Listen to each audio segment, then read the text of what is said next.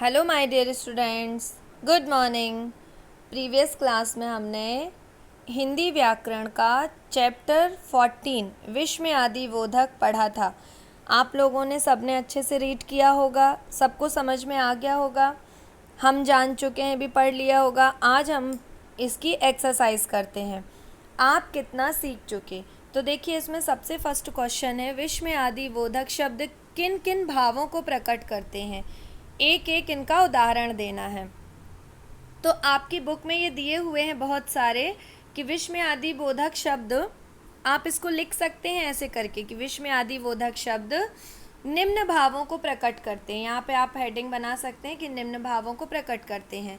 तो ऐसे 6 भाव हैं: विस्मय सूचक, हर्ष सूचक, स्वीकृति सूचक, संबोधन सूचक, शोक सूचक और घृणा सूचक। अब इनके क्या क्या चीज़ों पे ये चीज़ें होती हैं, तो ये देखिए, ये दिए हुए हैं। अब यदि क्वेश्चन में इनने पूछा है कि प्रत्येक भाव का एक एक उदाहरण दीजिए, तो इनको आप बुक से लिख सकते हैं, मन से लिख सकते हैं। पेज नंबर 80 और 81 में देखिए, आपकी बुक में दिया है विस्मय सूचक, हर्ष सूचक, सभी के एक एक एग्जाम्पल भी दिए। चाहे तो इतना भी लिख देंगे तो इसके लिए क्लियर है, और यदि चाहो तो एक एग्जाम्पल भी दे सकते हो कि जैसे ओहो तुम यहाँ कहाँ, जैसे ये बुक में दिए हैं। वैसे इतना लिखने में भी आपका ये आंसर कंप्लीट हो जाता है, इसमें तो किसी को कोई प्रॉब्लम नहीं है। अब हम सेकंड क्वेश्चन देखते हैं। सेकंड क्वेश्चन भी बहुत इजी है। इसमें उनने पूछा है कि नीचे लिखे वाक्यों के रिक्त स्थानों में विस्मयादिबोधक शब्द भरिए। तो लिखा हुआ है, देखो ये विस्मयादिबोधक का चिन्ह बना हुआ है, पूर्ण विराम और उसके नीचे एक डॉट। कितना सुहावना मौसम है, तो ये हर्ष सूचक हुआ ना, खुशी हो रही है हमको, तो हम लिखेंगे वाह कितना सुहावना मौसम है। अपन बोलते हैं ना, जब अपन को कभी कभी मौसम बहुत अच्छा लगता है, तो कोई बच्चा बहुत मूर्ख है तो हम क्या बोलते हैं ना, बाप रे कितना मूर्ख लड़का है, बहुत मूर्ख लड़का है। तो बाप रे बहुत मूर्ख लड़का है। इतनी गहरी खाई, तो हम यदि हम बहुत गहरी खाई देख लेते तो अचानक से हमारे मुंह से निकलता है ना, ओह इतनी गहरी खाई।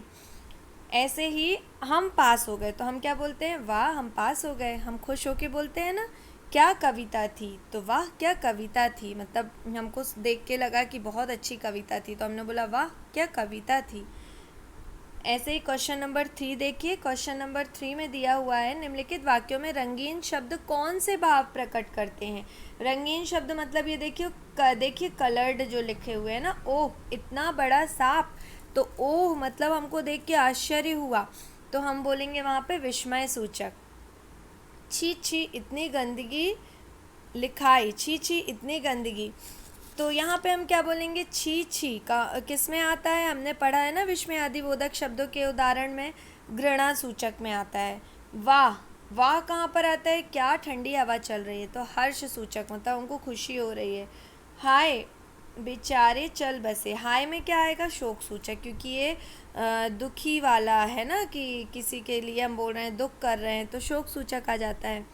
ठीक है मैं कल अवश्य आऊँगा, तो यहाँ पे आ जाएगा स्वीकृति सूचक, क्योंकि ठीक, जी, हाँ जी, ये सब स्वीकृति सूचक में आते हैं।